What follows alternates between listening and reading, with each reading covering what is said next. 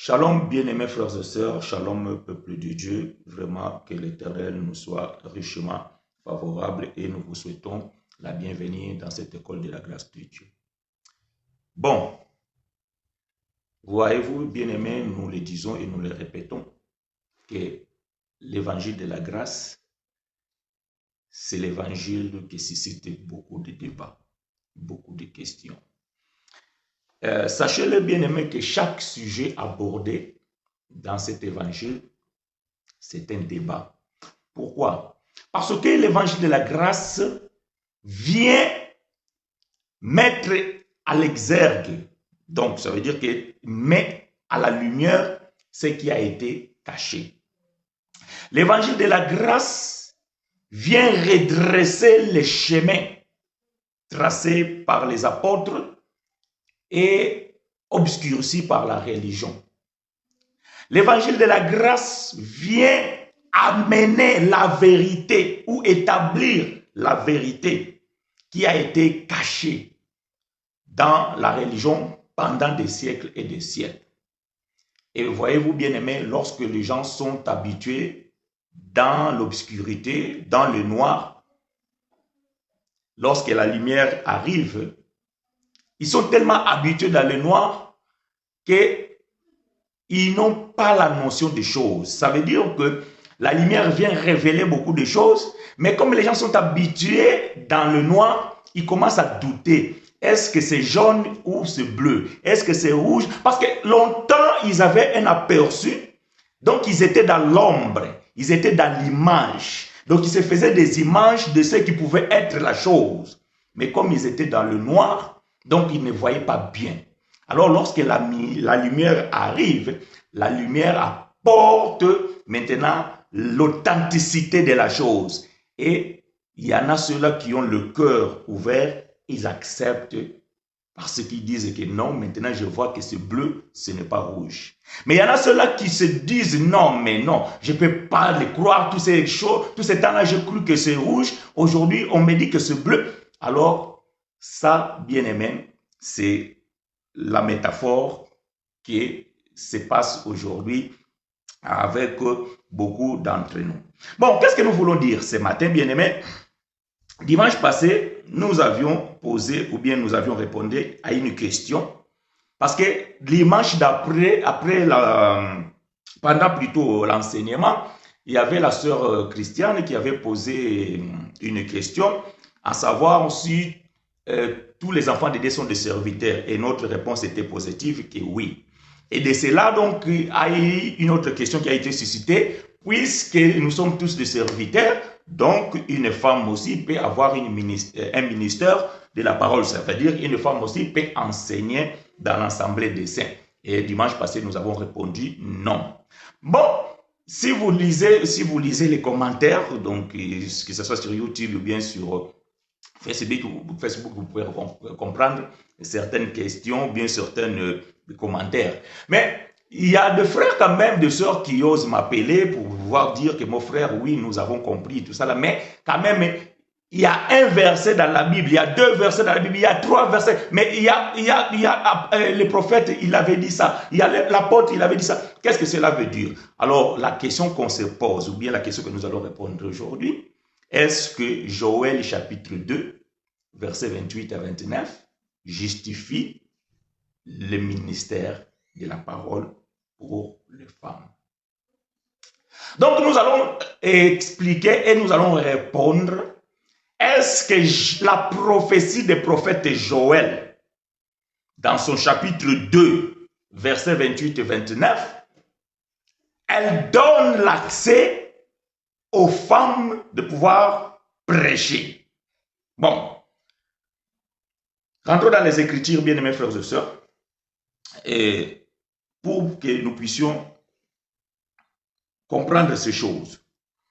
Donc, nous sommes dans le livre des bien-aimés frères Joël, le prophète,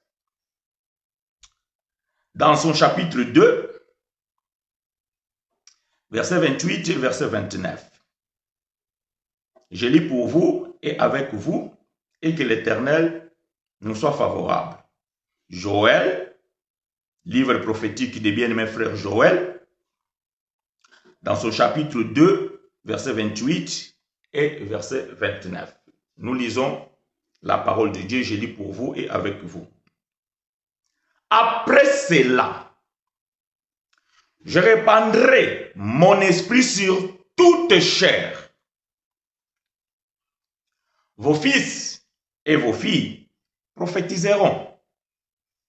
Vos vieillards auront des songes et vos jeunes gens des visions. Même sur les serviteurs et sur les servantes, dans ce jour-là, je répandrai mon esprit. Que l'Éternel apporte l'explication à sa parole. Bien-aimé, moi, quand je lis ça, et ma réponse, elle est faite. Ma réponse, elle est faite. Joël ne parle pas des ministères. Joël ne dit pas que dans les derniers jours, les hommes et les femmes deviendront des prédicateurs ou des enseignants. Joël ne dit pas ça. Mais alors, pourquoi alors les gens osent-ils dire que Joël avait promis que le Saint-Esprit serait répandu sur toute chair? Ah, donc, le fait que le Saint-Esprit vient sur toute chair donne l'accès à tout le monde, y compris les femmes, parce que la Bible dit, même sur le serviteur et sur les servantes. D'ailleurs, vous allez comprendre que aujourd'hui, on voit même des petits garçons prédicateurs. Vous allez dire, mes frères chinois, est-ce que ça aussi c'est mauvais? Ce n'est pas mes propos. Mais je suis tenté tout simplement de dire que un enfant, quel que soit son parcours, c'est encore un enfant. Donc, il n'a pas encore vécu des choses et tout ça là. Si l'Éternel les préserve, il peut grandir dans la sanctification, dans le crainte de l'Éternel. Et s'il est appelé au ministère, donc il peut aussi exercer le ministère. Mais ce que nous disons, les enfants n'existent pas que dans notre temps. Même dans le temps des anciens ou bien des apôtres, il y a eu aussi des enfants, mais nous n'avons pas vu les enfants dans les ministères. C'est un danger. Voilà pourquoi nous disons, faites attention. Je ferme cette parenthèse. Je répandrai mon esprit sur toute chair. Vos fils et vos filles prophétiseront. Vos vieillards auront des songes. Et vos jeunes gens des visions. Même sur le serviteur et sur le servante, dans ces jours-là, je répandrai mon esprit. Donc, frères chinois, voyez-vous, avant de venir prêcher ici, avant de nous enseigner, de dire que non, une femme ne peut pas prêcher, vous devez d'abord lire bien votre Bible. Parce que vous choisissez des versets qui vous arrangent pour pouvoir dire qu'une femme ne peut pas prêcher parce que Paul a dit, parce que Paul est ceci. Non, bien-aimés, nous ne choisissons pas nos versets. Du moins, dans l'évangile de la grâce, nous touchons tout et nous parlons de tout. Et nous essayons de comprendre n'importe quel verset dans la Bible et l'apporter dans la lumière des Écritures. Nous faisons l'exégèse de la parole pour pouvoir comprendre. Donc, je ne peux pas ici venir et citer tous les versets de la Bible dans un enseignement parce que je ne pourrai pas et vous ne me supporterez pas non plus passer peut-être 24 heures, 48 heures, je ne sais pas, 72 heures avec moi en train de vous dire des versets bibliques. Donc, nous choisissons des versets par rapport à l'enseignement. Mais quand vous nous donnez des versets, donc, nous venons avec le verset donné afin que nous puissions la décortiquer selon les jargons, la décortiquer. Donc, ça veut dire que faire l'exégèse de ce verset et pouvoir comprendre qu'est-ce que cela veut dire.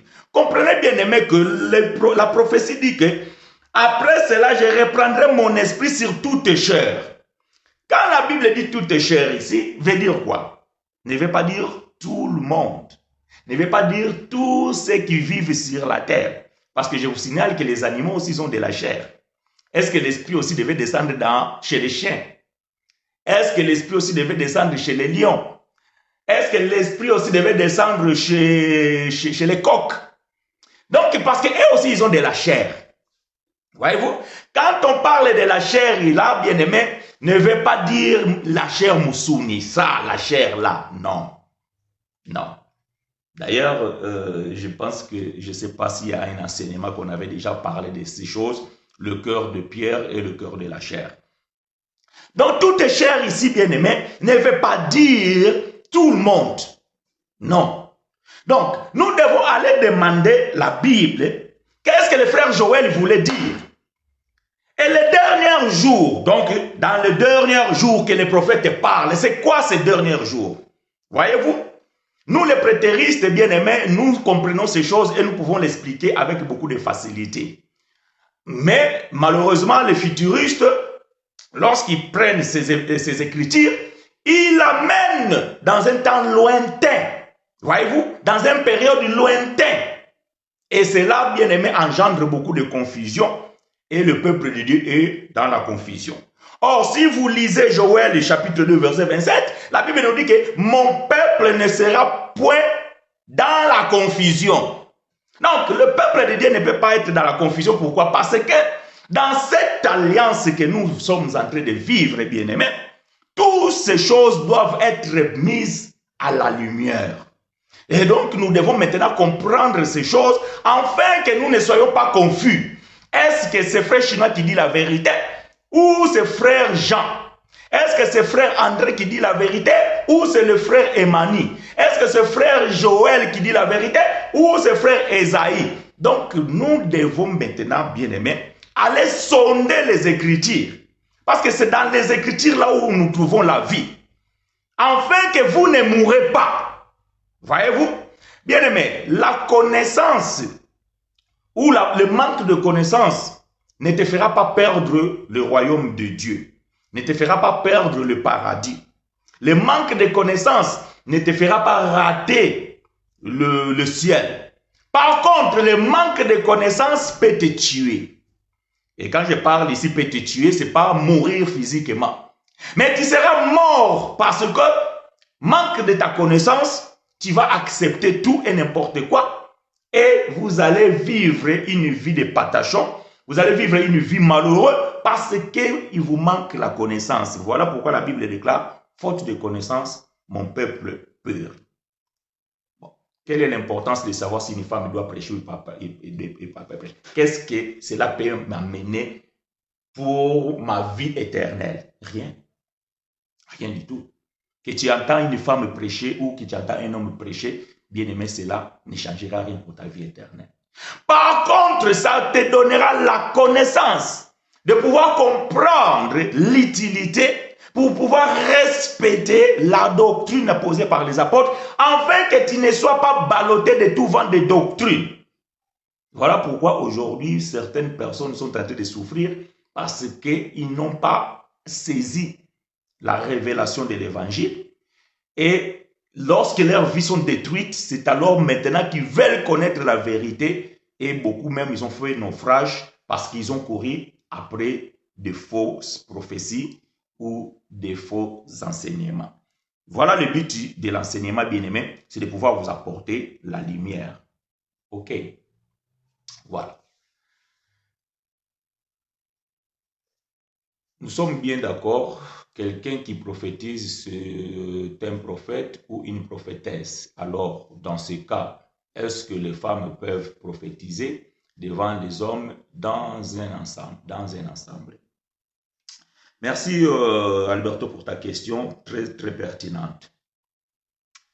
Par contre, je vais corriger ta question dans le sens que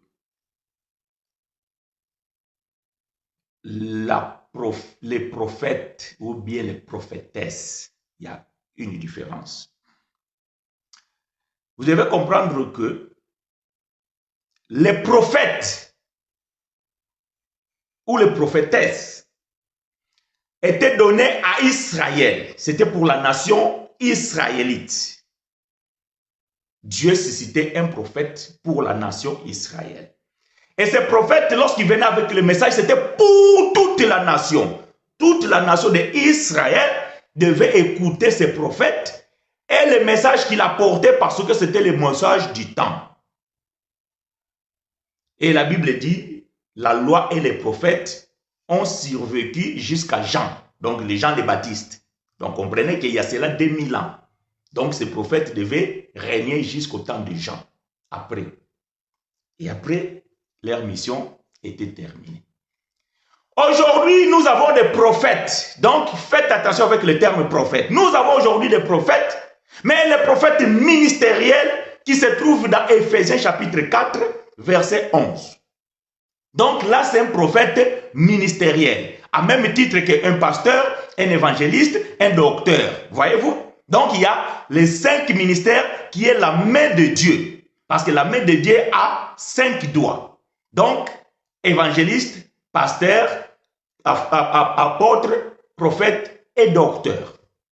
Donc, ces prophètes aujourd'hui doivent se retrouver dans Éphésiens chapitre 4, verset 11.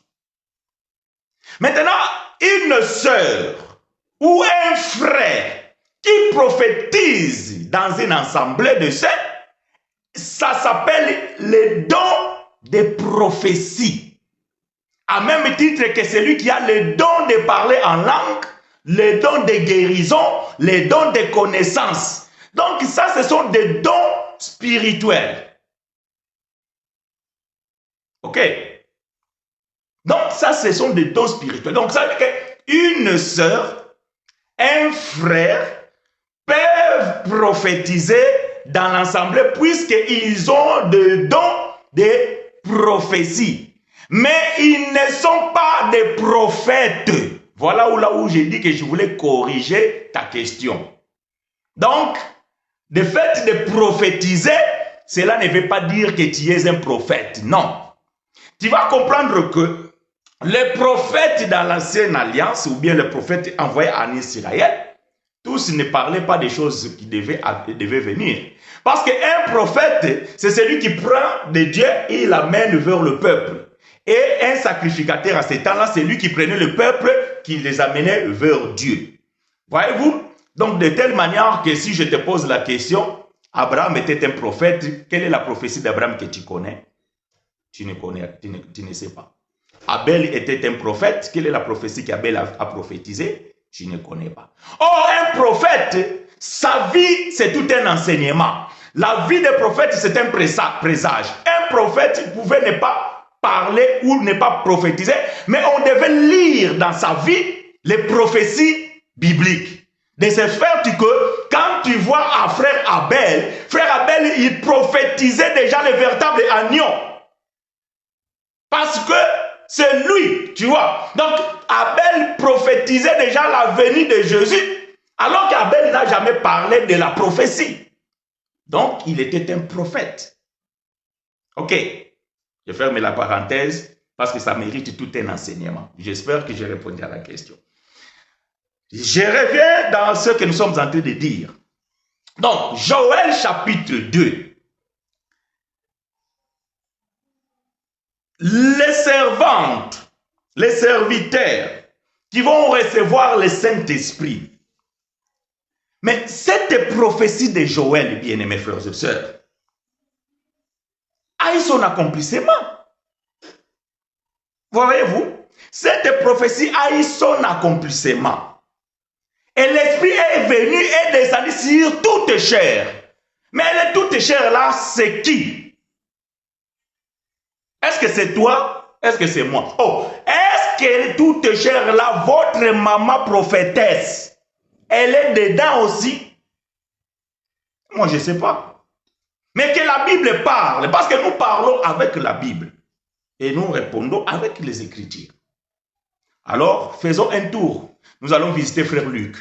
Parce que frère Luc, lui, il a quand même donné quelques indices. Il nous a quand même donné quelques éclaircissements pour que nous puissions comprendre ce que frère Joël voulait dire. Alors, nous allons lire le deuxième livre des bien-aimés frère Luc, qui se trouve, donc, ça veut dire que c'est Actes des Apôtres, ok?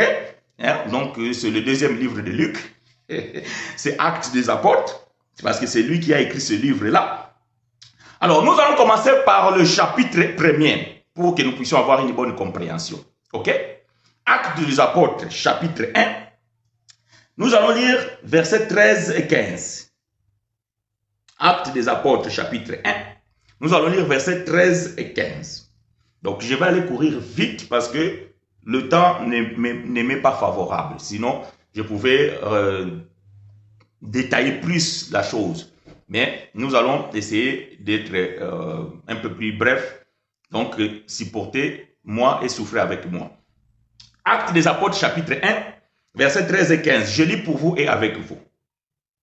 Quand ils firent arriver, ils montèrent dans la chambre haute où ils se tenaient d'ordinaire. C'était Pierre, Jean, Jacques, André, Philippe, Thomas, Barthélemy, Matthieu, Jacques, fils d'Alphée, Simon les Zélotes et Jude, fils de Jacques. Tous d'un commun accord persévéraient dans la prière avec les femmes.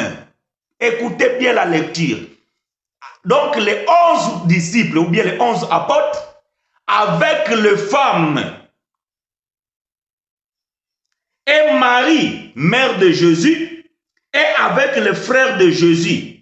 En ce jour-là, Pierre s'éleva au milieu des frères. Le nombre de personnes réunies était d'environ 120.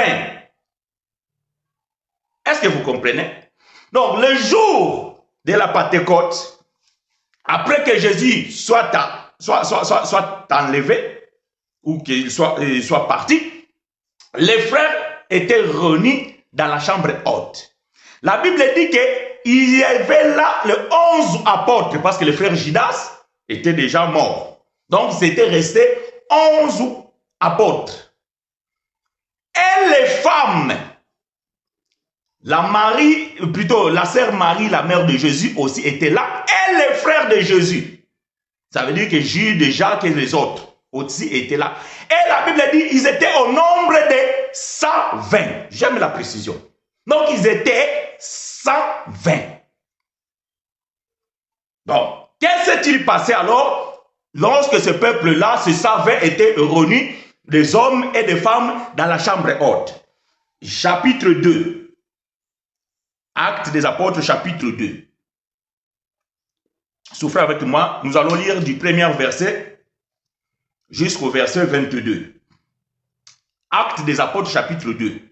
Du premier verset jusqu'au verset 22. Je lis pour vous et avec vous. Les jours de la Pentecôte, ils étaient tous ensemble dans le même lieu. Tout d'un coup, il vint du ciel un bruit comme celui d'un vent impétueux et il remplit toute la maison où ils étaient assis. Des langues semblables à des langues de feu leur apparurent, séparèrent les unes les autres. Voyez-vous? Lorsque les langues ont le feu est descendu, à séparer les unes et les autres. C'est-à-dire à séparer les femmes et les hommes. Très important. Respectez la lecture. Séparèrent les unes et les autres. Et se posèrent sur chacun d'eux. Donc, comprenez que dans ce lieu-là ou bien dans cette chambre-là, il y avait 120 personnes.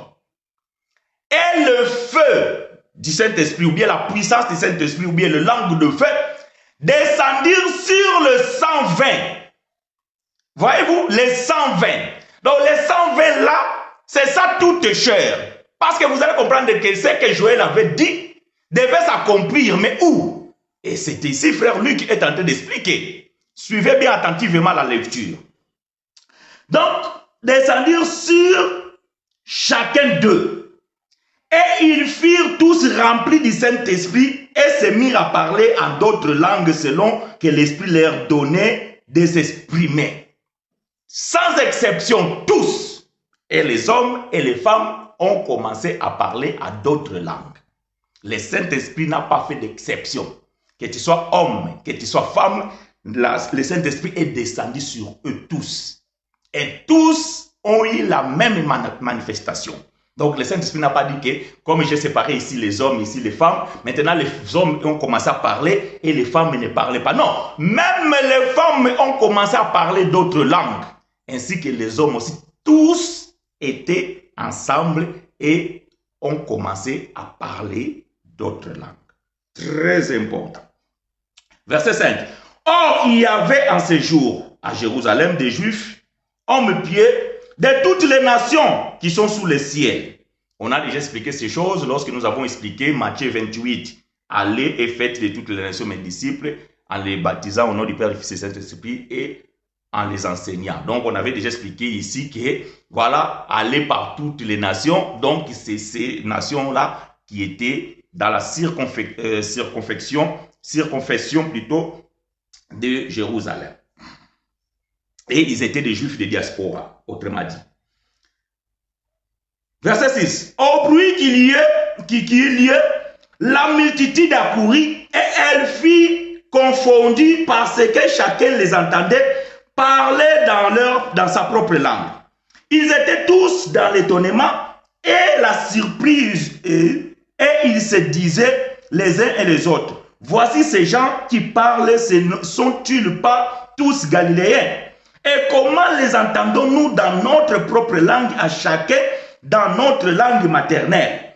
Parthes, Mèdes et Lamites, ceux qui habitent la Mésopotamie, la Judée, la Cappadoce, les ponts d'Asie, la Phrygie, la Pamphylie, l'Égypte, les territoires de la Libye voisine de Cyrène, et ceux qui sont venus de Rome, juifs et prosélytes, crétois et arabes. Comment les entendons-nous parler dans nos langues des merveilles de Dieu? Bon, je ne vais pas rentrer dans les polémiques que non, c'est quoi parler en langue, tout ça là. On a déjà enseigné ces choses. Vous le savez, ce que nous pensons et ce que la Bible dit. Verset 12. Ils étaient tous dans l'étonnement et, ne sachant que penser, ils se disaient les uns aux autres que veut dire ceci. 13. Mais d'autres se moquaient et disaient, ils sont pleins de vin doux. Alors, écoutez bien, verset 14. Prêtez-moi l'oreille. Prêtez-moi l'oreille. Très important. Arrête de faire tout ce que tu es en train de faire. Écoutez-moi bien. Verset 14. Alors Pierre se présenta avec les 11. Frères, l'exégèse de la parole. La Bible dit ils étaient 120 dans la chambre haute. Ça, vous ne pouvez pas le nier. Appelez vos bishops, appelez vos docteurs, appelez vos papes. Ça, ils ne peuvent pas le nier. La Bible dit qu'ils étaient 120. Où? Dans la chambre haute. Qu'est-ce qui s'est passé dans la chambre haute? Le Saint-Esprit ou bien la puissance du Saint-Esprit est descendue sur tous. Sur les 120 qui étaient là. Et la Bible dit, il y avait les 11 et les femmes. Marie, la mère de Jésus, et ses frères aussi étaient au nombre de 120. Mais au moment de parler, ça veut dire d'enseigner, de prêcher, de donner l'explication de la prophétie ou de la manifestation, qui va se lever? Pierre, accompagné de 11. Donc ils étaient combien? 12. Parce qu'au chapitre 1, ils avaient déjà choisi le frère Matthias qui a remplacé Judas Iscariote. La Bible dit que, verset 14, alors Pierre se présenta avec les 11. Où étaient les femmes? Dans la chambre haute. Mais les femmes ne se sont pas levées. Pourquoi? Pourquoi?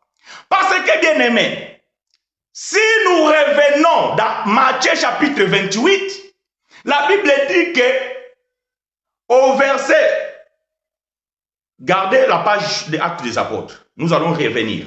Rentrons dans Matthieu 28. Matthieu chapitre 28, versets 8 et 10. Gardez la page des Actes des Apôtres. Nous sommes en train d'expliquer la prophétie des frères Joël. Ok?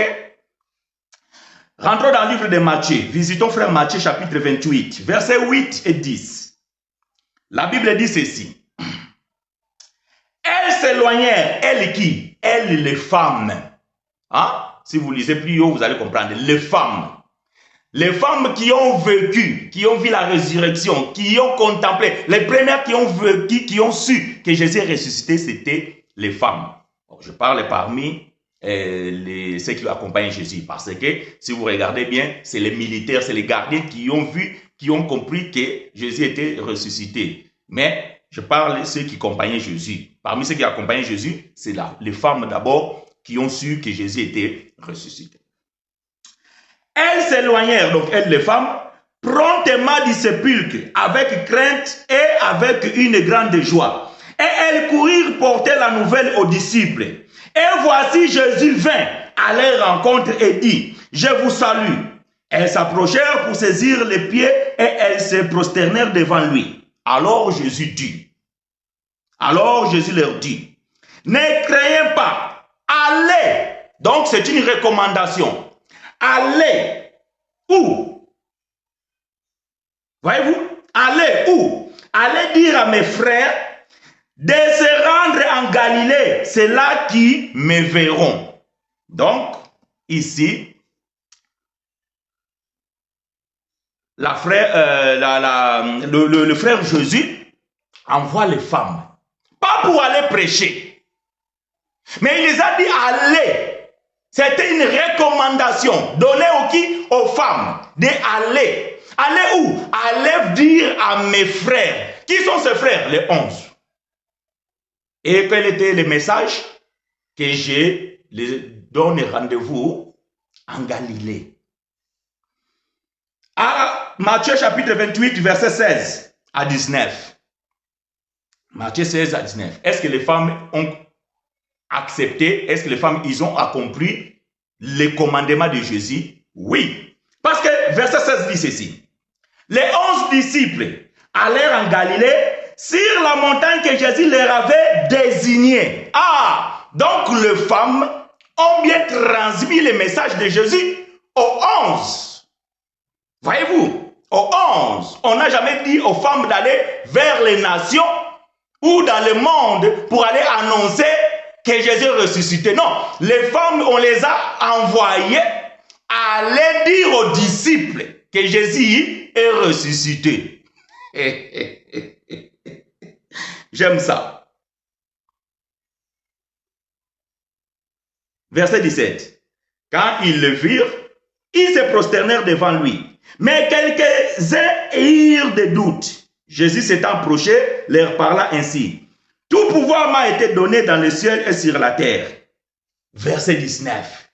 Et ici, ils sont combien? 11. J'aime l'écriture. Ils sont combien? 11. Et Jésus va dire, allez, faites de toutes les nations des disciples, les baptisant au nom du Père, du Fils et du Saint-Esprit. Il a dit à qui? Aux 11. Où étaient les femmes? Bon, peut-être dans la cuisine. Je ne vais pas dire ça. Parce que vous allez dire, ouais, frère, tu réduis les femmes comme que des cuisines. Non, les grands cuisiniers dans le monde, ce sont des hommes, ce n'est même pas des femmes. Où étaient les femmes? Dans leurs préoccupations, dans leurs occupations, dans leurs affaires. Au jour des rendez-vous, là où le commandement est sorti, là où Jésus a envoyé, les sœurs n'étaient pas là. Les femmes n'étaient pas là. Ok? Nous avons lu Matthieu 28, verset 8 à 10. Matthieu 28, verset 16 à 19.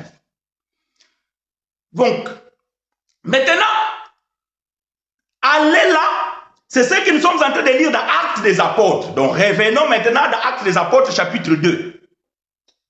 Actes des Apôtres, chapitre 2. Donc, les 11 qui étaient là, qui ont reçu le message du Seigneur d'y aller, c'est ces 11 qui vont se manifester, plus le frère Matthias le remplaça de Judas. Donc, la Bible dit, Actes des Apôtres, chapitre 2, nous sommes en train de lire le verset 14.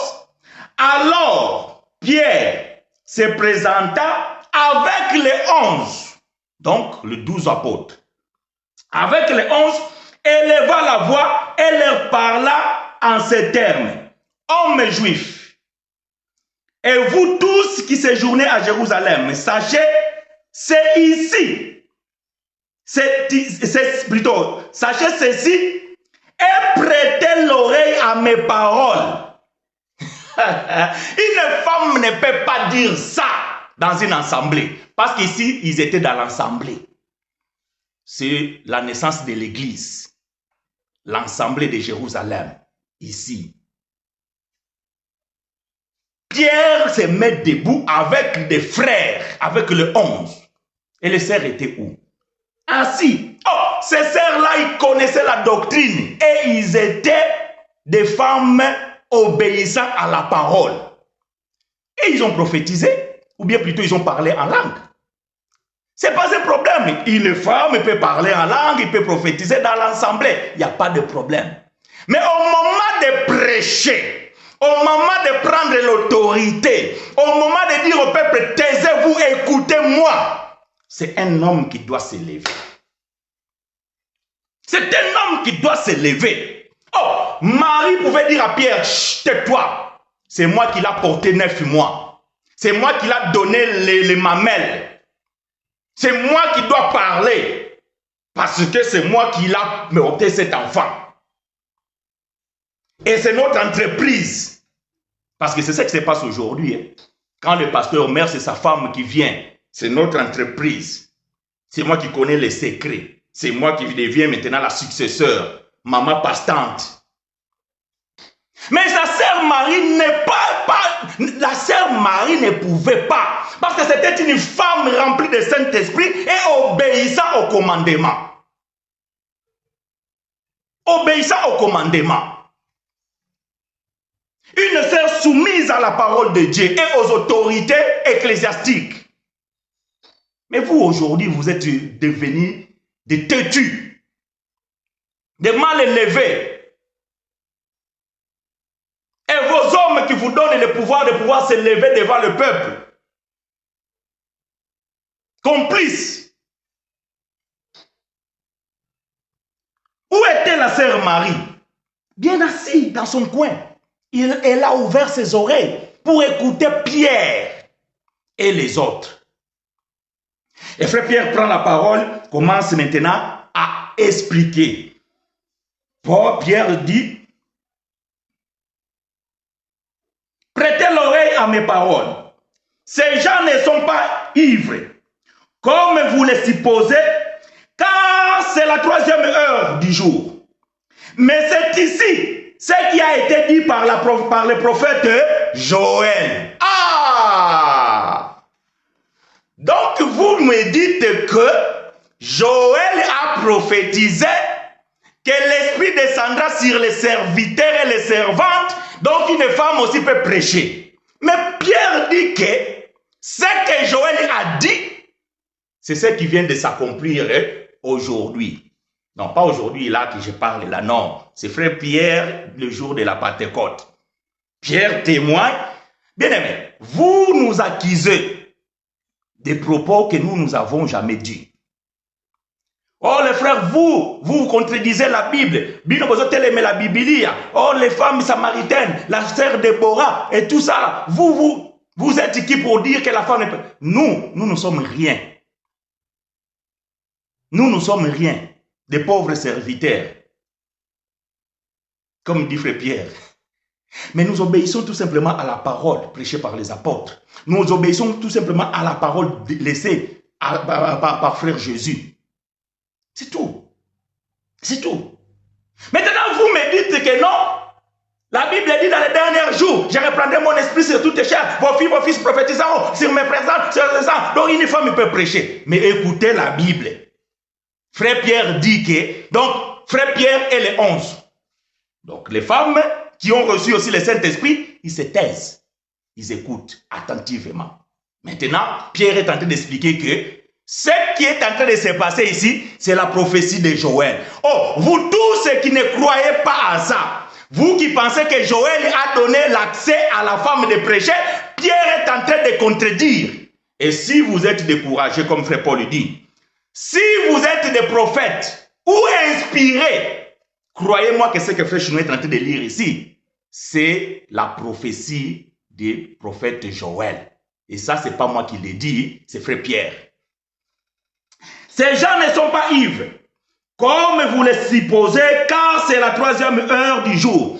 Mais c'est ici ce qui a été dit par le prophète Joël. Maintenant, moi je vais lire. Vous ouvrez Joël chapitre 2, verset 28-29. Accompagnez ce que moi je suis en train de lire dans Actes chapitre 2 et verset 17. Vous allez comprendre que Pierre est en train de dire de la même chose. Joël chapitre 2, verset 28-29 est égal à Actes des apôtres chapitre 2, verset 17. Dans les derniers jours, dit Dieu, c'est pas Pierre qui dit, c'est Dieu. Dit Dieu, je répandrai mon esprit sur toute chair. Vos fils, vos filles prophétiseront, vos jeunes gens auront des visions, et vos vieillards auront des songes. Oui, sur mes serviteurs et sur mes servantes. Gloire à Dieu. J'aime l'évangile. J'aime l'évangile.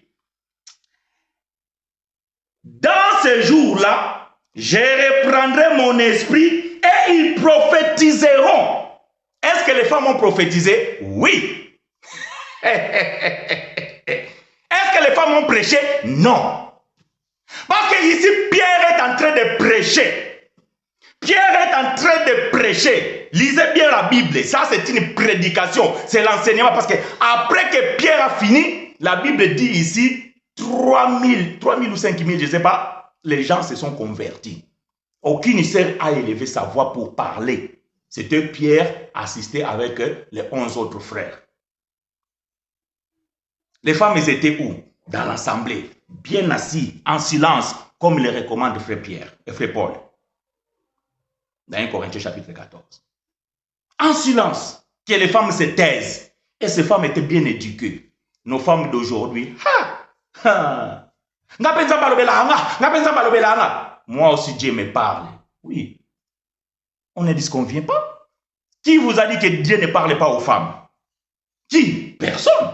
Est-ce que nous, on a déjà dit que Dieu ne parle pas aux femmes? Jamais. Est-ce que nous, on a dit que le Saint-Esprit ne descend pas sur les femmes? Jamais. Si Dieu te parle, gloire à Dieu. Mais si Dieu te parle, cela dit que tu dois devenir maintenant un enseignante devant les hommes, devant l'assemblée, et tu te lèves, tu prends l'autorité. Ah non, ça c'est une abomination. Ça c'est l'œuvre de Jézabel. Ça c'est l'œuvre de Jézabel.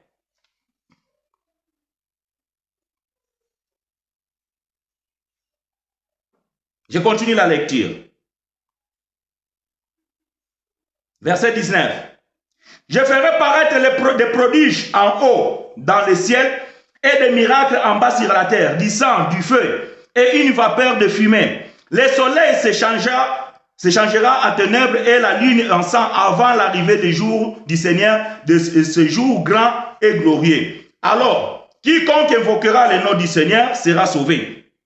Maintenant, verset 22, Pierre va lire plus loin. Vous allez lire après jusqu'à plus loin. Hommes israélites, écoutez ces paroles. Jésus de Nazareth, cet homme à qui Dieu a rendu témoignage devant vous, par les miracles, des prodiges et des signes qu'il a opérés par lui au milieu de vous, comme vous le savez vous-même. Continuez la lecture à la maison. Continuez la lecture. Et moi, je vais sauter pour ne pas que je sois long. Je vais lire verset 37 et jusqu'à 39. Verset, donc toujours dans Actes des Apôtres chapitre 2. Verset 37 jusqu'au verset 39. Verset 37. Après avoir entendu ce discours, les discours de qui? De Pierre et les 11. Aucune sœur qui était là ne s'est pas levée pour dire que moi aussi, je dois parler. Moi aussi, je dois me mettre devant. Parce que moi aussi, j'étais avec Jésus. D'ailleurs, c'est nous qu'on a vu d'abord la résurrection de Jésus. C'est nous qu'on vous a apporté Parce que les femmes d'aujourd'hui, c'est comme ça. Et vous ne pouvez pas nous dire, c'est nous. Nous, c'est nous qu'on a vu Jésus. D'ailleurs, c'est nous qu'on vous a amené la bonne nouvelle que Jésus était resté. Vous, vous étiez où? Vous, les hommes, vous étiez où? Mal poli, mal élevé. Femmes sans instruction, mal éduquées. Mais les femmes soumises à la parole, soumises à leur mari, soumises aux hommes, c'est des femmes qui gardent le silence. Ils ne parlent que si on l'autorise. Ils ne parlent que lorsque ils ont besoin d'une demande. Voire même quand ils veulent demander quelque chose, on les dit d'aller demander à la maison. Vous pensez que vous êtes plus spirituel que le frère, que le sœur qui était dans la chambre haute. D'ailleurs, la prophétie, Pierre dit que c'est ici la prophétie. Donc, tout est cher, c'est 12, c'est 120. C'est pas vous. C'est pas vous. Parce que je mets tout le monde au défi. Aujourd'hui, après cet événement, personne ne reçoit plus le Saint-Esprit de cette manière. Personne. Avec les témoignages que les gens disent, non, moi je dis, c'est lui qui veut me dire, me contredire, qui me dit que non, moi aussi, j'étais, je ne sais pas où, j'ai vu aussi le feu, le langue de feu descendre et tout ça là. Viens me contredire. Aujourd'hui, nous, dans notre temps, on ne reçoit plus le Saint-Esprit de cette manière-là. C'est pour cela quand vous chantez comme les jours de Pentecôte, l'Esprit descend. D'ailleurs, déjà, mais l'Esprit va descendre comment? Parce que le Saint-Esprit est déjà là, dans le monde. Vous l'envoyez au voyage, et quand vous pensez, vous comprenez que vous êtes seul, le Saint-Esprit n'est pas là, et vous l'invoquez, vous l'appelez parce qu'il est parti se balader, prendre l'air quelque part. Non. Si dans votre assemblée, le Saint-Esprit n'est pas là, que vous devez l'appeler pour qu'il vienne, alors il y a un problème. Si vous voulez participer dans une assemblée comme ça, il faut sortir. Mais vite. Vite, sans préavis. Vite. Sortez. Et une assemblée qui n'a pas le Saint-Esprit, vous attendez dimanche pour l'invoquer pour qu'il vienne. Il y a un problème, mais grave. Très, très grave. Le Saint-Esprit ne se manifeste plus de cette manière. Alors, ils étaient 120. 120. Pierre prend la parole. Verset 37. Après avoir entendu ce discours, ils eurent le cœur vivement touché et ils dirent à Pierre et aux autres apôtres. Ils n'ont pas dit aux femmes. Ils n'ont pas dit à la sœur Marie. Non, ils ont dit à Pierre et aux autres frères. Ça dit que les 11 autres, parce qu'ils étaient 12 apôtres. Les gens qui ont écouté la prédication de Pierre sont venus voir Pierre et les 11 autres apôtres. Hommes frères. On n'a pas dit ici, homme sœur, homme frère. Que ferons-nous? Pierre leur dit. Non, moi je pensais ici, il fallait que la sœur Marie vienne. Bon, Pierre, c'est bon, tu as fait ton boulot, maintenant c'est mon tour. Je vais dire maintenant qu'est-ce que ces gens-là doivent faire. Non, la sœur Marie, elle était obéissante dans son coin, regardant les merveilles de Dieu. Ebino mokuma mukusa lokola basende kotabino soki wapi bolingi kovanda te fo omimoni sakaka.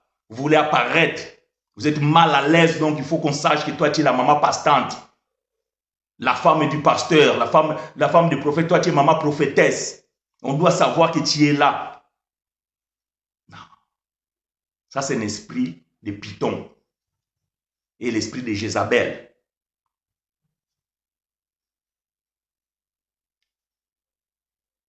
Pierre leur dit, répentez-vous et que chacun de vous soit baptisé au nom de Jésus-Christ pour le pardon de vos péchés et vous recevez les dons du Saint-Esprit. Car la promesse est pour vous, pour vos enfants et pour tous ceux qui ont au loin en aussi grand nombre que le Seigneur notre Dieu les appellera. Ou bien notre Dieu les appellera. Comprenez une chose bien. Ces gens-là, ils étaient à Jérusalem. Ils avaient aussi de la chair. Mais le Saint-Esprit n'est pas descendu sur eux. Et pour que le Saint-Esprit descende, il faut qu'ils écoutent d'abord l'évangile. Et qu'ils acceptent. Et une fois qu'ils ont accepté l'évangile, bon, dans leur temps, ils devaient se faire baptiser parce qu'ils ont connu la loi. Et après, ils reçoivent le Saint-Esprit. Posez-vous la question. Le jour de la Pentecôte, ils étaient à Jérusalem. Et ils n'avaient pas la chair. Pourquoi le Saint-Esprit n'est pas descendu sur eux? Donc, la prophétie des frères Joël était destinée pour les 120. Pour les 120.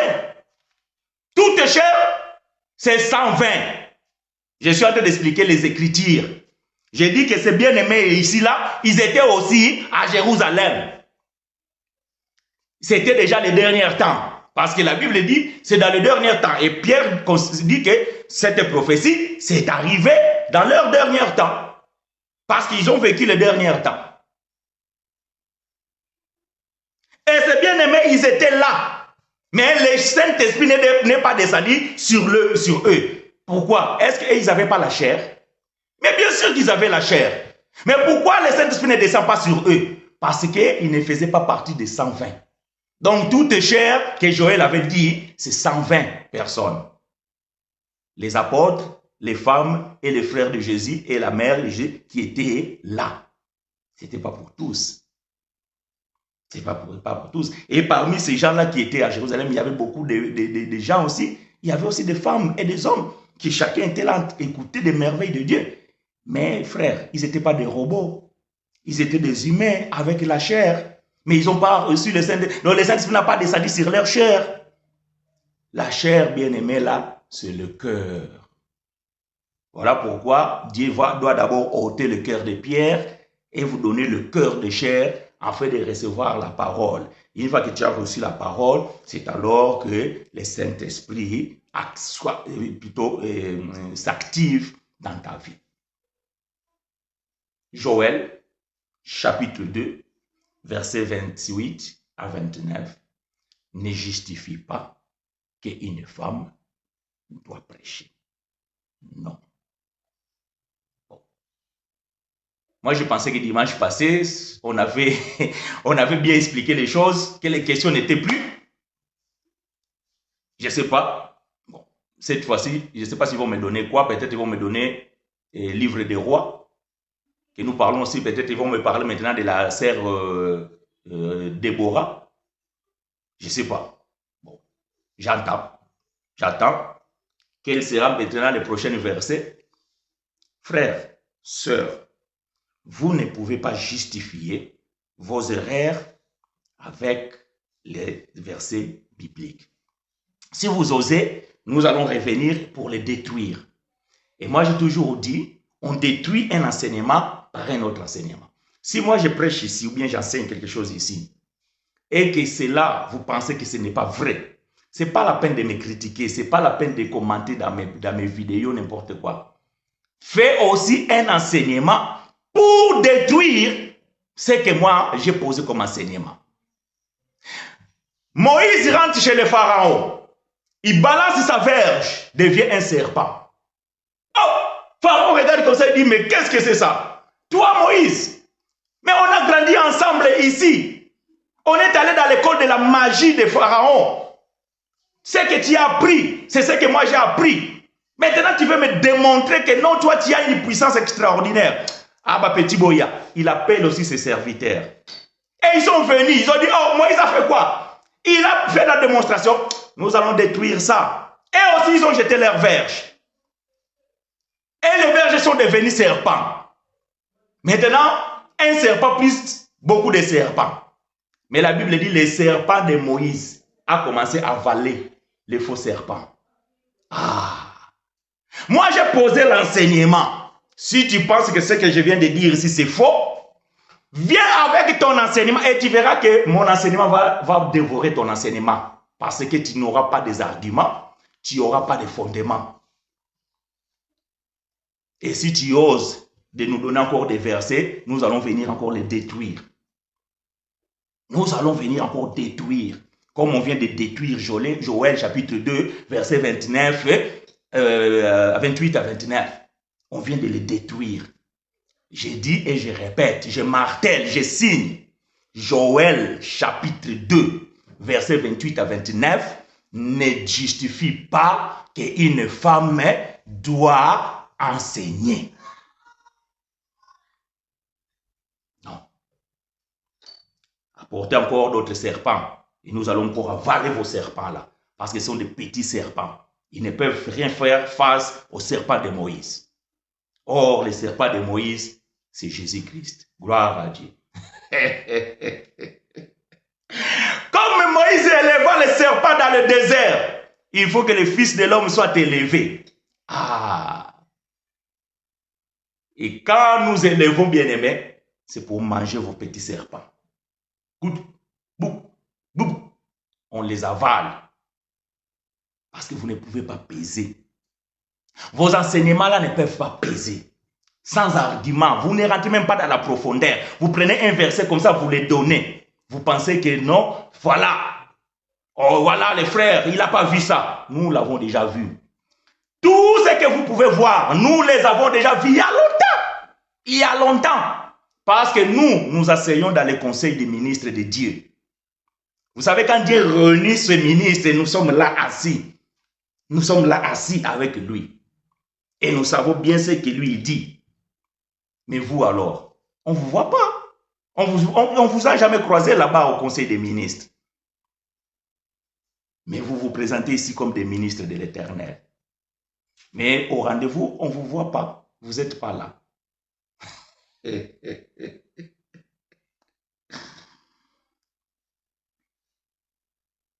Bon, question. Posez vos questions, bien aimés, parce que je vais mettre point virgule. Voyez-vous, on ne met jamais point dans l'enseignement. Parce que on a cru que ces choses, on les a déjà parlé. Vous savez, je pense que c'est la 6e fois que je parle de ce sujet, bien que d'une manière ou d'une autre. Bon, après, le but, ce n'est pas de vous convaincre. Non. Le but, c'est de vous éclairer. Après, que vous acceptez ou pas, ça n'engage que vous-même. Vous êtes libre de ne pas accepter ce que Frère Chino vient de dire ici. Vous êtes libre de ne pas accepter. Mais je dis une chose. Je prends l'esprit en témoin. Ce que je viens de dire ici. Si ça ne vient pas de Dieu. Alors, les élus ne peuvent pas les recevoir. Mais si ce que je viens de dire ici, ça vient de Dieu, les élus ne doutent pas. Et les élus ne doutent pas. Il y a ceux-là qui sont en train de pervertir l'évangile de Christ. Et là, ils ne vont pas accepter. Je vous dis d'avance, parce que je pense qu'il y aura encore des gens qui vont venir avec des commentaires. Ne venez pas avec Galates. Je pense chapitre 3, verset 26 ou quelque chose là, où Frère Pierre est en train de dire que en Jésus-Christ, il n'y a plus ni grec, ni juif. Il n'y a plus ni femme, ni homme. Ça, on l'a déjà détruit. Parce que si vous voulez aller chercher dans mes vidéos, vous allez trouver, parce que quelqu'un m'avait déjà dit ça. Et on avait déjà répondu. On a déjà détruit ces versets. Parce que quand vous ne comprenez pas les versets bibliques, vous les prenez comme ça. Oh, frère Paul, vous dites que Paul dit, lui-même Paul, il a dit, il n'y a plus ni femme ni homme. Mais Paul n'a pas dit qu'il n'y a pas ni femme ni homme. Paul il a aussi dit qu'il n'y a ni grec, ni juif, ni esclave, ni maître. Est-ce que Paul dit pour ça que l'esclave aussi peut devenir prédicateur?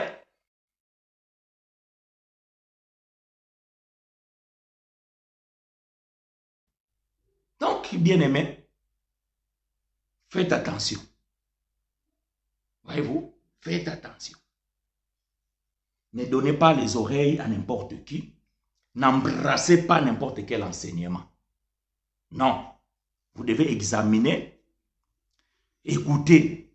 Parce que quelqu'un peut venir ici, il va balancer un verset. Comme les gens n'ont pas la révélation, ils vont dire, ah, mais le frère, il a raison. Mais pourquoi frère Chinois alors tout ça là? Le frère, il a donné le verset. Il n'y a ni grec, il n'y a ni femme, ni homme. Ça veut dire en Jésus-Christ, nous sommes tous pareils. Non. Non. Vous devez faire des distinguos. Quant au salut, le salut n'a ni juif, ni grec. Parce que l'évangile, Paul définit l'évangile comme ça. Qu'est-ce que c'est l'évangile? Romains chapitre 1, verset 16. Ah, c'est ça? Verset 16? Oui, verset 16, je pense. Bon, cherchez si je me trompe, mettez-moi les bons versets. Paul définit l'évangile ceci. Je n'ai point honte de l'évangile de Christ, car c'est une puissance Voyez-vous, l'évangile, c'est une puissance pour tous ceux-là qui croient. D'abord les Juifs, après les Grecs et tous ceux qui sont dans le Seigneur. Donc, l'évangile, c'est une puissance et cette puissance qui a sauvé. Donc, le salut ne dépend pas que tu sois homme ou femme. Voyez-vous? Mais puisque nous sommes tous en Jésus-Christ, il n'y a plus homme ni femme. Maintenant, c'est les hommes qui doivent mettre au monde. C'est toujours les femmes qui continuent à mettre au monde. Comme il n'y a plus ni femme ni homme, donc nous aussi, on peut porter la grossesse. Parce qu'il n'y a plus ni homme ni femme. Donc, homme aussi peut porter grossesse. Et la femme aussi, il peut ensemencer un homme. Parce qu'il n'y a ni femme ni... Voyez-vous? Non. Il faut que je les lise. Parce que je sens que quelqu'un va venir de balancer ce verset-là. Parce que beaucoup ne suivent pas l'enseignement. Ils voient juste le titre et ils vont balancer après les versets. Lisons quand même ça. Galates. Galates chapitre 3. Verset 26. J'ai demandé, mais personne ne me l'a mis là. Donc personne ne l'a mis.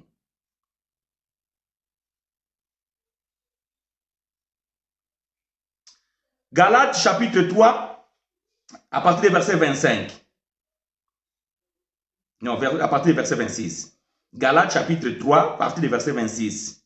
Je lis. Car vous êtes tous fils de Dieu par la foi en Jésus-Christ. Voilà comment apôtre commence. Merci, sœur Fanny. Car vous êtes tous fils de Dieu par la foi en Jésus-Christ. Vous tous qui avez été baptisés en Christ, vous avez revêtu Christ.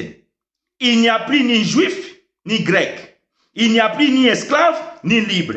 Il n'y a plus ni homme, ni femme. Car tous, vous êtes un en Jésus-Christ. Et si vous êtes en Christ, vous êtes donc la postérité d'Abraham, héritier selon la promesse. Qu'est-ce qu'il y a à voir ici avec ce qu'il faut faire ou ce qu'il ne faut pas faire? C'est par rapport au salut. Quant au salut, cela ne dépend pas que tu sois homme ou femme, esclave ou libre, grec ou juif. Non. Mais cela ne veut pas dire que comme nous sommes maintenant égaux, donc moi aussi je peux faire ce que l'homme peut faire. Et l'homme aussi peut dire que non, moi aussi je peux faire ce que Kumbazemi Tomonayo. Apporte une grossesse pendant 9 mois, toi homme, et va accoucher. Puisque en Jésus-Christ, tu peux faire ces miracles, non? C'est un miracle. Ça veut dire un homme aussi, il porte une grossesse pendant 9 mois. Il dit, voilà, moi je suis en Jésus-Christ, je ne suis plus ni homme ni femme. Voilà les miracles, je porte une grossesse. Vas-y, Tomonayo. Vas-y. Puisque vous pensez qu'il n'y a plus ni juif, ni grec, il n'y a ni femme, ni homme, on est devenus tous égaux. Non, non, frère. Bon. Donc, ne venez pas avec ce verset. Bon, peut-être qu'il y a d'autres versets parce que, bon, on ne maîtrise pas toute la Bible. J'attends la riposte. C'est lui aussi qui veut m'appeler. Il m'appelle parce qu'il y en a beaucoup qui ne se manifestent pas. Ils appellent après. Voilà pourquoi parfois je suis obligé de me taire. Je ne dis pas le nom de certaines personnes pour qu'ils ne se gênent pas à continuer à venir faire le débat ou venir poser leurs questions. Bon, d'ailleurs, vous ne les connaissez pas. Donc la plupart même, c'est des gens qui ne me suivent pas en direct. Mais nous sommes là. Nous sommes là, bien-aimés frères et sœurs. Quelle que soit la question, je vous ai toujours dit, si je ne peux pas vous répondre, je vais faire des recherches. Je vais demander aussi aux frères qui ont aussi la connaissance. Et je vais quand même venir répondre aux questions. Voilà, bien aimé, ce que nous pouvions répondre aujourd'hui. Donc, avant de mettre point virgule, nous concluons en disant que Joël, chapitre 2, verset 28 au verset 29,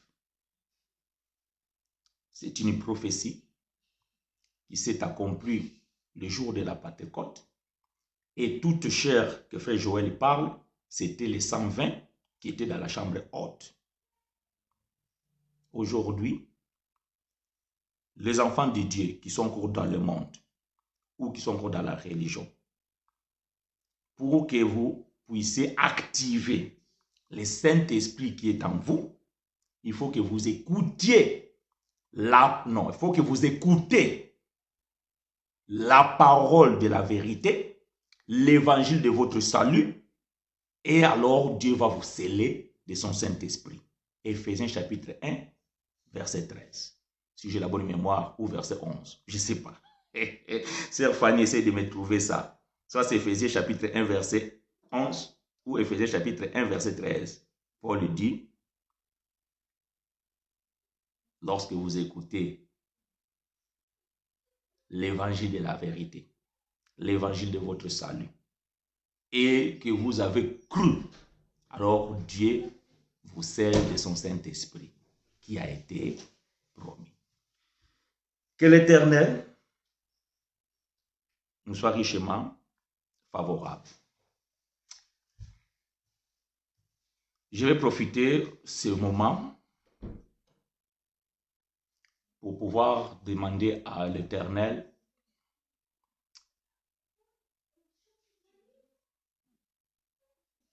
merci, Sœur Fanny. Frère Guilin, il a dit quoi? Aposto chinois, a esposa pode pregar-me em casa quando estudamos a palavra. Frère Guilin vient de poser une question. Est-ce que ma femme peut-il me prêcher? C'est ça? Parce que je suis en train de traduire portugais directement. Peut-il me prêcher chez moi lorsque nous faisons l'étude biblique? Oui. Oui. Sans problème. Sans problème. Bien-aimé, je vais dire ceci. Ne croyez pas que les hommes sont plus intelligents que les femmes. Non. Ça, ce n'est pas la raison pour laquelle que frère Paul ou même Jésus n'a pas délégué les femmes dans les ministères. Ce n'est pas une question d'intelligence.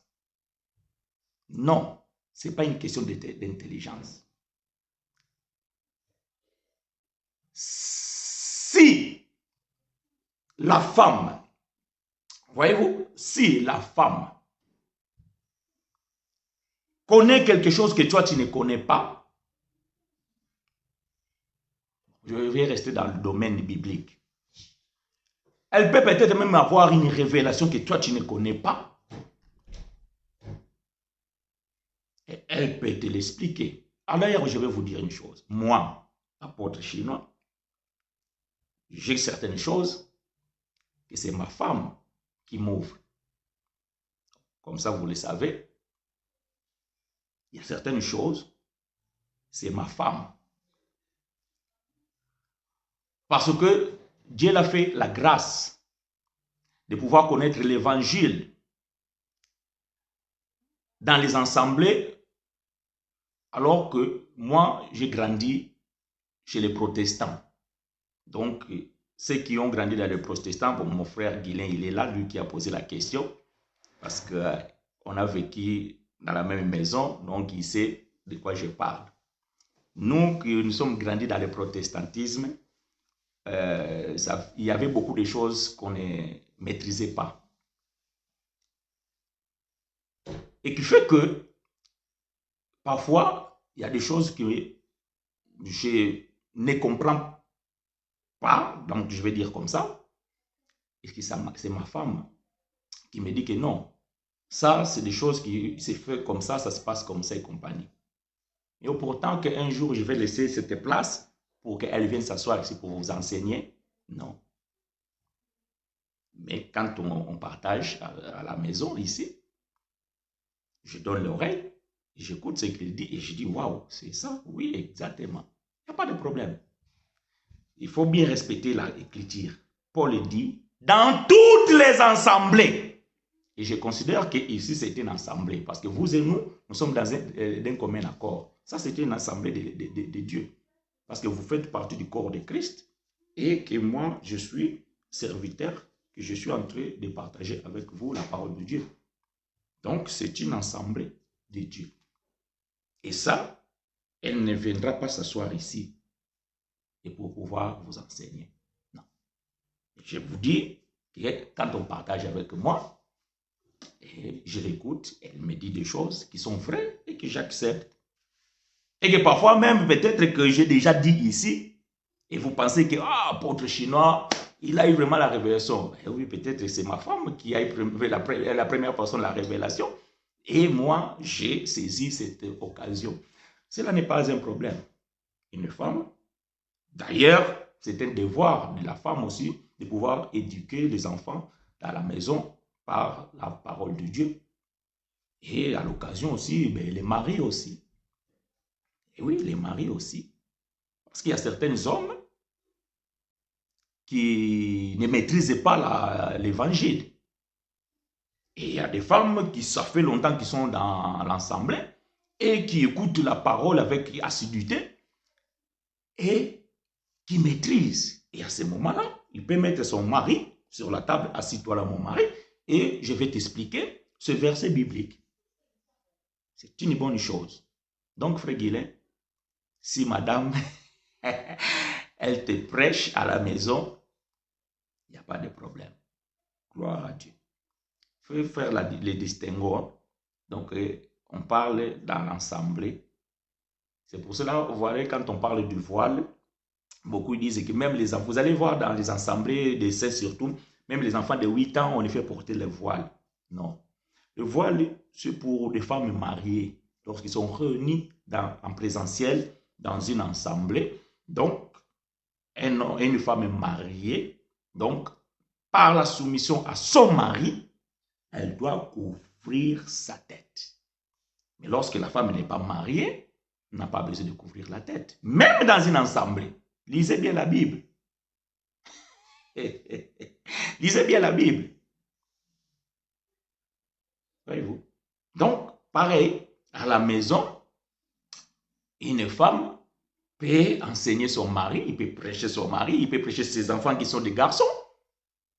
Mais dans une assemblée, elle doit se réserver en gardant le silence. Voilà.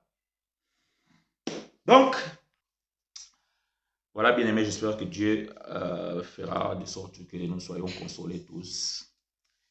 Est-ce qu'une femme qui n'est pas mariée, Christ est son chef et raison pour laquelle elle doit se voiler la tête?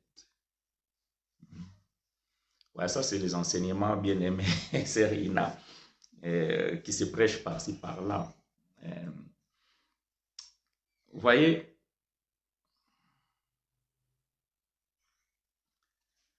moi j'ai toujours dit, la doctrine ne se basait pas dans des révélations. Ok? La révélation, c'est pouvoir prendre une écriture inspirée et qui cache un enseignement. Et après, on révèle ce que l'écriture cache. Alors que la doctrine, c'est la mise en pratique de la parole laissée par les apôtres. Mais comprenez que Paul ne peut pas contredire la prophétie. Et j'ai toujours dit ici que la prophétie ne peut pas contredire l'écriture. Lorsque la prophétie contredit l'écriture, ça veut dire que ce n'est pas l'écriture qui est fausse, mais c'est une fausse révélation. Le voile, c'est une marque de la soumission d'une femme mariée. Genèse chapitre 24. La sœur Rebecca venait avec le serviteur le plus ancien de la maison d'Abraham. Tête découverte. Elle n'avait pas la tête couverte. C'était un homme. Et cet homme, il était accompagné avec les autres hommes aussi. Et tout au long des chemins, la sœur Rebecca n'avait pas la voile sur la tête. Non. Et chemin faisant, elle voit de loin frère Isaac. Alors, elle pose la question au serviteur. Qui est cet homme? Parce qu'elle a vu que la description qu'il est donnée le serviteur, ça ressemble à celui qui est en train de voir. Alors le serviteur va confirmer, oui, c'est lui, le fils de mon maître. Et la sœur Rebecca comprend que celle qui est devant, c'est son mari. La Bible dit, elle voilà la tête. Voilà là où Paul a puisé ça. J'aime l'évangile. C'est là où frère Paul est allé puiser ça. La sœur couvre sa tête. Oh, est-ce que le serviteur n'était pas un homme? Oui. La sœur Rebecca n'avait pas de Dieu? Oui. Et pourquoi il n'a pas couvert la tête puisqu'il avait Dieu? Mais à ce moment-là, vous devez couvrir la tête tout le temps. Même quand vous allez à l'école, quand vous allez au supermarché, quand vous allez couvrir la tête tout le temps parce que Christ est votre mari. Parce que Christ est en toi. Puisque Christ est en toi, donc il est toujours avec toi. Donc couvre ta tête tout le temps, 24 heures sur 24 heures. Non, ma soeur. Ces enseignements-là, nous disons, c'est de comment dirais-je? Vous savez, les gens mélangent les coutumes avec l'évangile. Quand, souvent, bon, je préfère ne pas le dire. Mais bon, non. Frère Paul dit, je vais lire dans la version originale. Écoutez, parce que Louis II, parfois Louis II ne nous donne pas vraiment la lumière dans les choses. Je vais lire la version originale, Jean Calvin. Écoutez, 1 Corinthiens chapitre 11. Jean Calvin. Je vais lire dans la version Jean Calvin, 1 Corinthiens chapitre 11. Écoutez. Je vais commencer dans le verset premier. Je suis dans la version Jean Calvin, donc la version plus proche de l'original. Soyez mes imitateurs, comme je le suis aussi de Christ. Frères, je vous loue de ce que vous vous souvenez de tout ce qui vient de moi et de ce que vous retenez mes instructions telles que je vous les ai données. Mais je veux aussi que vous sachiez que Christ est le chef de tout homme et que l'homme est le chef de la femme et que Dieu est le chef de Christ.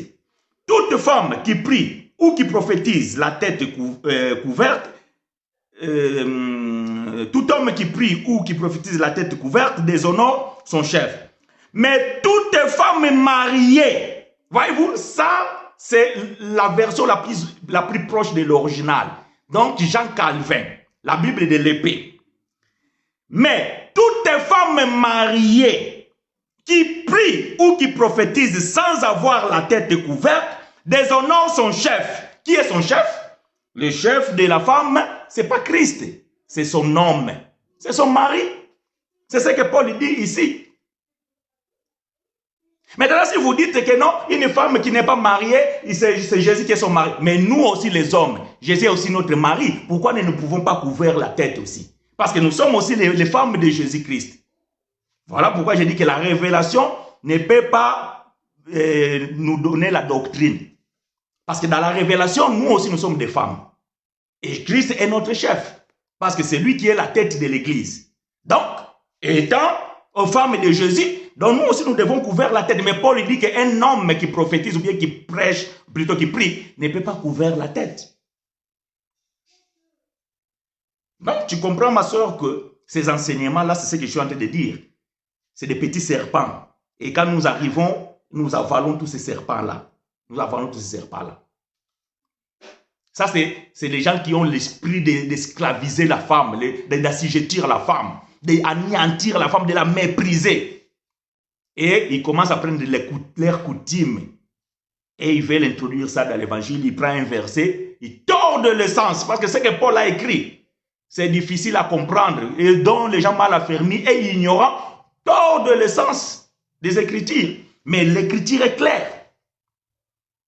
Donc, Paul a donné un ordre hiérarchique en commençant en expliquant que non, c'est l'homme qui est le chef de la femme. Et c'est Dieu qui est le chef de Christ. Et c'est Christ qui est le chef de l'homme. Donc, mais toute femme mariée. Et alors, si la femme n'est pas mariée, elle peut prier sans couvrir la tête. Même si vous le lisez dans Louis II, vous allez comprendre comme ça, parce qu'il dit que parce qu'il est soumis. L'autorité qui est au-dessus, ce n'est pas n'importe quel frère à l'église. Moi, par exemple, ma femme, si dimanche je ne suis pas dans l'assemblée, il y a ma femme. Et il y a un frère qui va là, il va dire que non, ma soeur, tu dois couvrir la tête parce que moi, je suis devant toi. Donc, ma femme doit se soumettre au frère.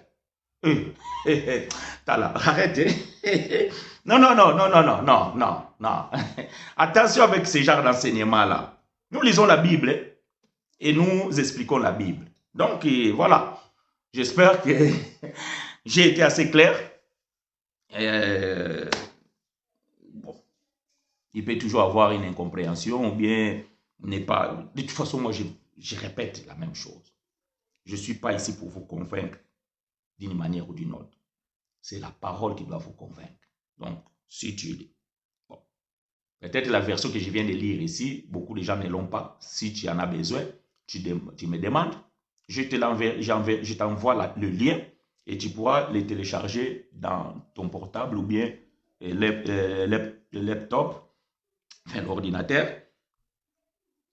Et tu pourras lire. Parce que ça, c'est une version de 1450, la traduction. Alors que Louis II, c'est 1910. Vous voyez la différence? Donc, voilà. Et comme on toujours dit que Louis II, c'est une version que je ne suis pas trop fan, mais bon, malheureusement, c'est la version que, je ne sais pas si c'est heureusement, peut-être je vais dire, c'est la version la plus répandue. Et voilà pourquoi, bon, la plupart des gens, ils ont cette version, voilà pourquoi nous lisons souvent ça. Mais, quand vous voulez vraiment bien comprendre les choses, ce n'est pas avec Louis II. Voilà, je ferme cette parenthèse. C'était la réponse pour la sœur Ina, Christiane. Donc, lisez bien la Bible. Et ce que je viens de dire, c'est ça. Après le reste, bon. Tout ce qu'on se trouve par-ci, par-là, sur Internet, dans les assemblées, des enseignements, il faut examiner. Ce que Frère Chinois dit ici, tout ça là, vous n'êtes pas obligé d'accepter. Il faut examiner. Et après, chacun prend sa part. Ce qui est bon, on garde. Ce qui ne nous convient pas, on rejette. Mais, quoi qu'il en soit, ce que nous devons accepter et respecter la parole de Dieu et surtout obéir à la doctrine des apôtres, qui est la sainte doctrine. Que l'Éternel nous soit richement favorable, bien-aimés frères et sœurs. Quant à vos questions, d'autres choses, tout cela, bon, vous savez, là, nous trouver. Et donc, vous pouvez toujours nous contacter avec tous nos contacts que vous avez, téléphoniques, et réseaux sociaux, et nous sommes là. Que l'Éternel nous soit richement favorable. Nous vous donnons rendez-vous dimanche prochain, même chaîne, même heure. Que la gloire lui soit rendue au nom puissant du Seigneur Jésus-Christ.